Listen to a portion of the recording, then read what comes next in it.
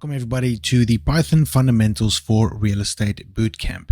And in this short course, we are going to cover some fundamentals of Python to really help you enhance your research, your capabilities, and your ultimate day-to-day. We're going to work through a variety of exercises, explore a couple of libraries, and it all comes down to understanding the power behind Python, what it offers for our industry, and we're going to work with key libraries that's specifically applicable to our industry and the types of data that we use. We're going to learn how to build cash flow models in Python. We're going to conduct simple and advanced sensitivity analysis. And we're also going to see how we can integrate Python into Excel to completely elevate our real estate research experience. We hope you enjoy the course as much as we enjoyed writing it, and we'll see you in the day one.